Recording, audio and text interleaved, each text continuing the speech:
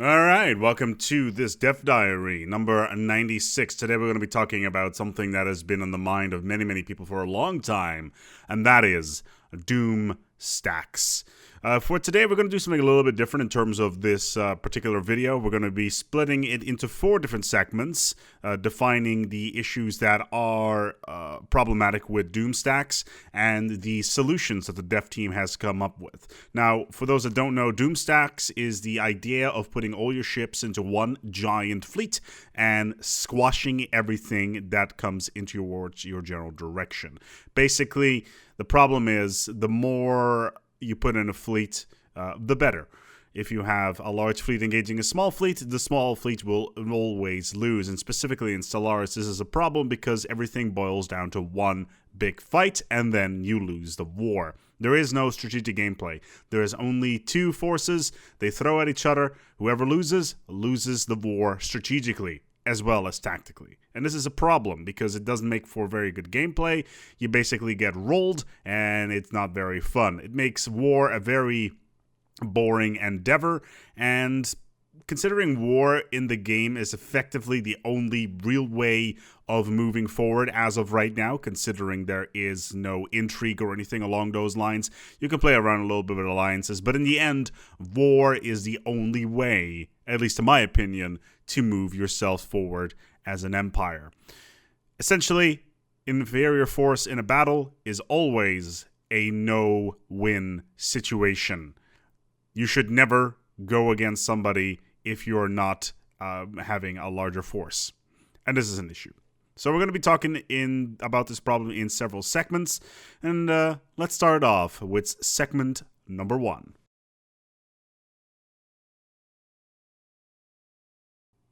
So as I discussed in the interlude, disproportionate casualties is the problem where a larger force engages a smaller force, where the smaller force will always, at least almost always, be losing, because the larger force will take less casualties than the smaller force. Essentially, the smaller force cannot do enough damage to the larger force in order to become victorious in the battle. Now, of course, the larger force should, on paper, be more powerful, but a force that is twice the size will completely destroy anything in its path without getting any casualties whatsoever. That basically means is, for instance, in my Taurus campaign, now that I have a fleet that is large enough, I can do whatever I want. My fleet is so large that nobody can compete, and therefore I will always win, regardless of the situation. Now, they're going to be adding something to the game which is called Force Disparity Combat Bonus. The force that the bonus is applied to a smaller force engaging a larger force. Essentially, the idea is that a smaller force will get a bonus in terms of fire rate or something along those lines when engaging a larger force due to the quote-unquote target-rich environment. Let's say, and these are quote-unquote not final numbers, a force that is half the size the enemy may gain a 50% bonus to its firing rate, representing the fact that a smaller force has an easier time maneuvering and targeting a larger enemy force. Hence the target-rich environment concept. The larger force obviously is still at an advantage, but it will take more hits. And this is obviously an interesting idea. You can shoot something, it will hit the larger force if it's clustered together, etc. And the larger force will still most likely win the battle, but unless the smaller force has a significant technological advantage, the losses will be a little bit more hectic on the smaller size. But overall, you will get more losses as a stronger power. It's going to be more interesting because going to war as a large force will have more impact on your forces. Obviously, if you have a large economy, you could easily replace everything, sure. But in the mid-game, this is going to have far more reaching effect. Basically, force an enemy to bear a cost for their victories, even if they have overwhelming numbers. So that is the disproportionate casualties concept. Now, let's move in towards the second problem with Doomstacks, and that is the decisive battles. We already kind of touched on this. For those of you who have played the game in any sort of war scenario, you will have noticed that any fleet engaged with another fleet will always fight to the death unless you tell it to disengage. This is going to be a automated process starting in 2.0, adding the concept of ship engagement. Rather than fight to the death, a ship can now flee a battle and survive another day. In combat, this basically translates to a ship taking hull damage while already below 50% health will have a chance to disengage from battle, depending primarily on the amount of damage inflicted. In addition, smaller ships such as corvettes and destroyers will have an easier time to disengage rather than the larger hulls as the cruisers and the battleships. So this is something you want to keep in mind. A ship that disengages will instantly leave the battle and can no longer attack ships or be attacked, so it's basically missing in action. This ties in directly with the new War Doctrines policy, which is obviously in the policies menu. Effectively, the game is going to have the addition of 4 different things called War Doctrines. These are called Defense in Depth, Hit and Run, Rapid Deployment, and No Retreat. And these all have various bonuses attached to them. These are available as soon as you research the Interstellar Fleet Traditions Society technology, which is brand friggin' new. And for example, you can take the Defense in Depth Doctrine, which will give your ships a bonus to combat ability inside of friendly territory. So it's a good idea for defensive wars. While Hit and Run Doctrine increases the chance of your ship disengaging, as mentioned before. And of course, the time you need to be in battle to use emergency FTL will, in that case, also be reduced, effectively making your forces more tailored towards raiding or skirmishes rather than large fleet operations. And the example we're given here is one for No Retreat, which reduces the disengagement chance reduction to 100, so they will never disengage. Emergency FTL jump cooldown is increased then by 50%, but your fire rate increases by 20, and you can only pick some of these if you have the right ethics. So in No Retreat situation, you have to be either materialistic or authoritarian or a Gestalt consciousness. Interesting stuff. Really looking forward to this. One thing that's also in this image, and that may be interesting, it looks like new edicts are going to be added called education campaigns, recycling campaigns, and healthcare campaigns that you can buy with energy outright instead of using influence. Now, it looks like the influence campaigns are still there, like capacity overload, production targets, etc. But it looks like we're going to get new edicts that you can buy with energy rather than influence.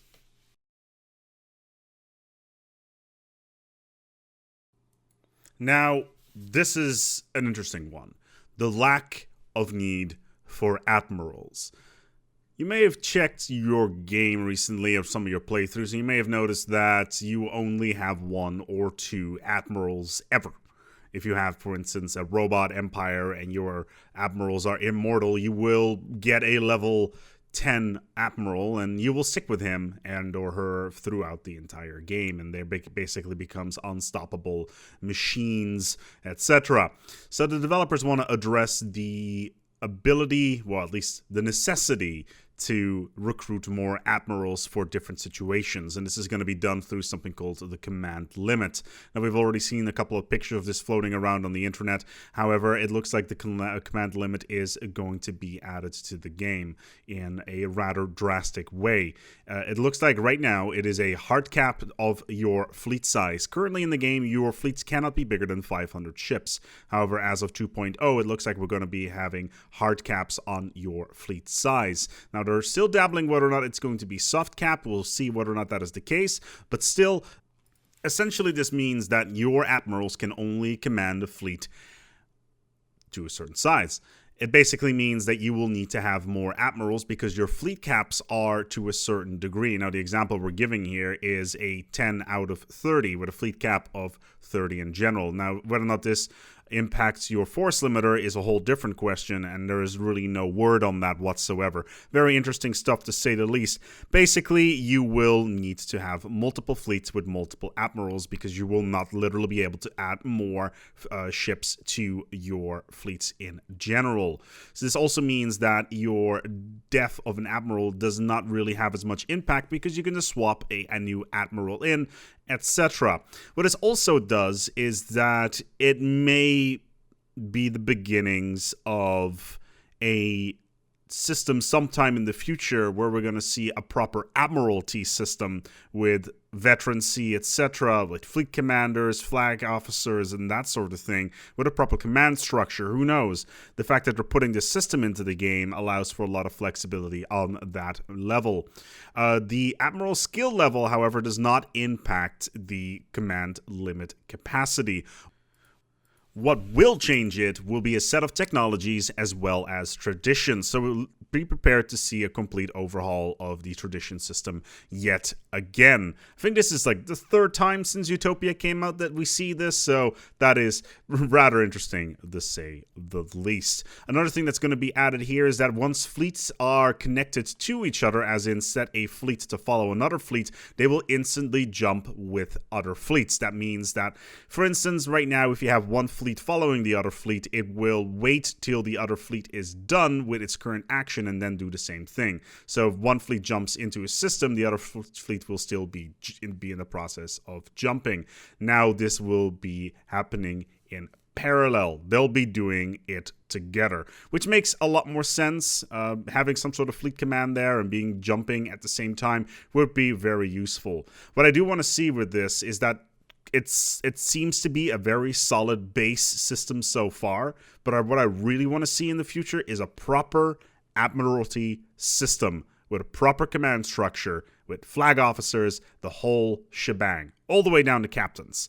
It could be really cool to make this a more tactical thing with certain traits on certain leaders. A little bit like Crusader Kings in certain respects, but we will see whether or not that is the case or not. So this is Paradox's solution to the Doomstack problem.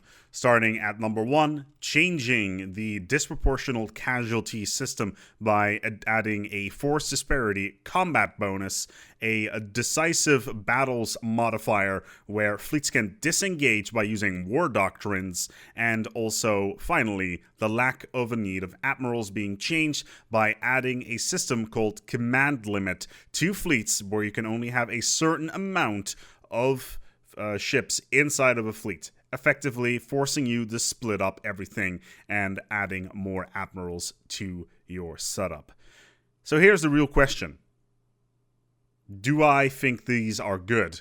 Overall, it's interesting, to say the least. The Doomstacks have been a problem, absolutely. The whole idea of having the bigger stick makes you win the war instantly is a serious issue, and I think that the disproportional casualties system, where you do more damage to an enemy if you are a smaller force, while from a realistic point of view may not be the best thing, but from a gameplay point of view may actually be a pretty decent idea, just to make things a little bit more flexible and actually having to fight for a war. It also means that if you're outnumbered, say, 6,000 to 5,000 in a earlier war, that you actually stand a chance without being completely destroyed if the enemy knows what they are doing. Then in addition, the decisive battles with fleets being disengaging, etc., but also having certain doctrines attached to it, makes for a more interesting game, especially considering if you have Fanatic Purifiers, does the no tradition bonus stack with their already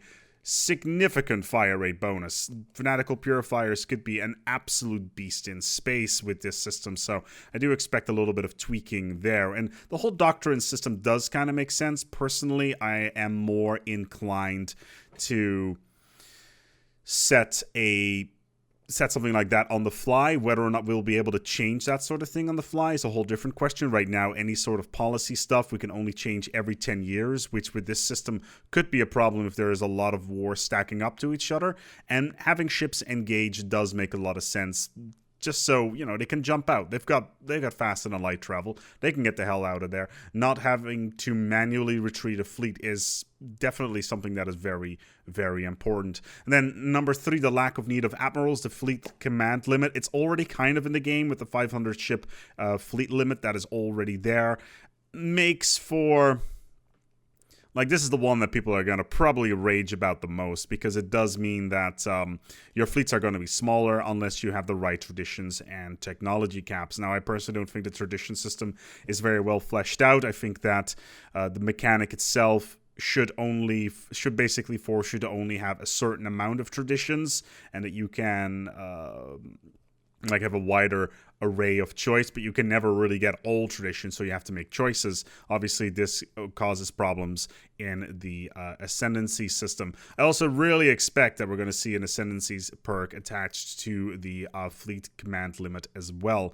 Admirals being more important, of course, I would like to see more characters in the game, more characterization in general, and this system being here, and maybe, from my point of view, being a good basis of, say, a proper command line, so to speak, could be really interesting for the future, and I think it's a really good basis to start off on.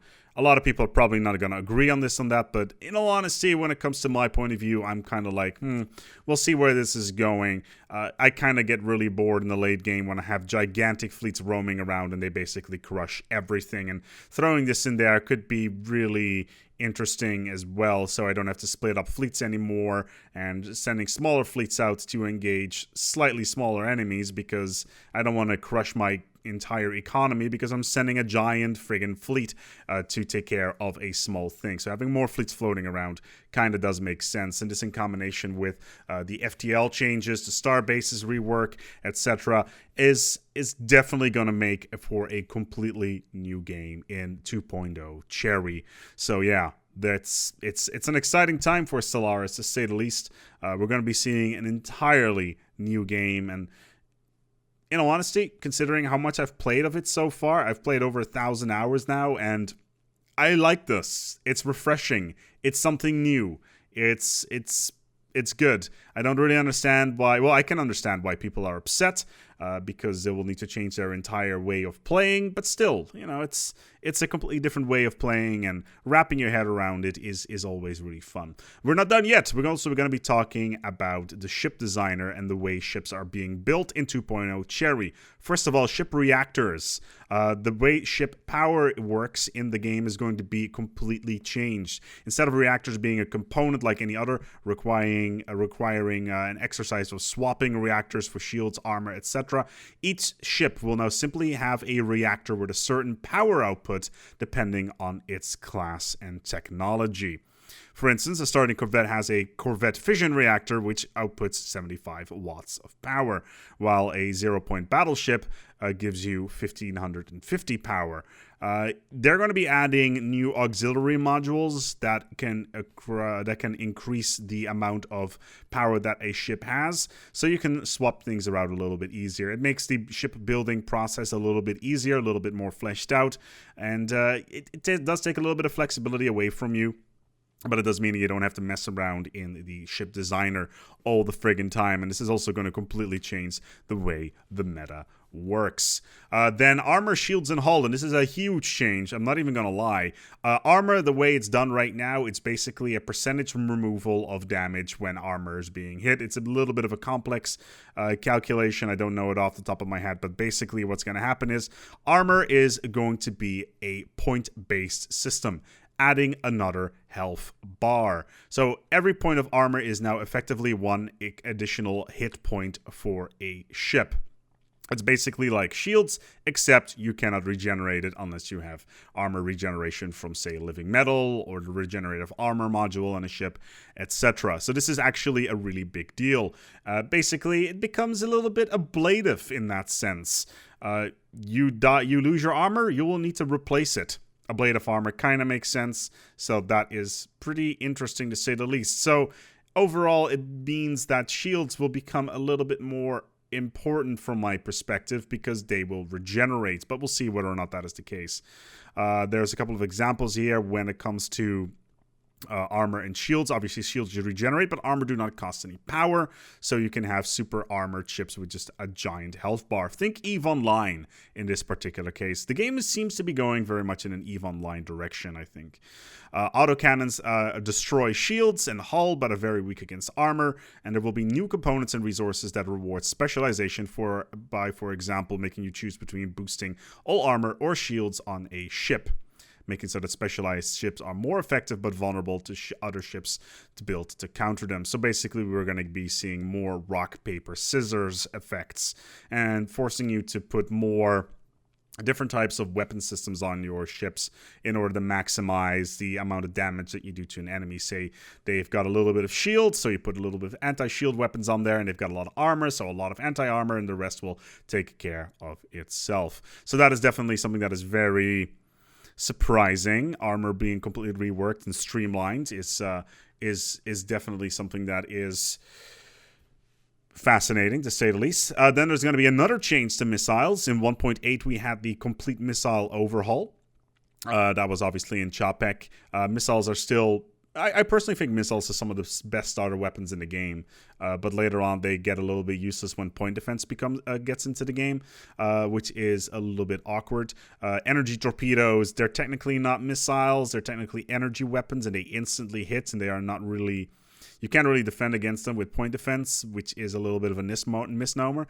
Anyway, missiles are going to be dedicated to the torpedo slot from now on, and basically you will have missiles in torpedo slots rather than the standard small, medium, large slots that are on ships. Those will be exclusively for other weapon types such as lasers and kinetics.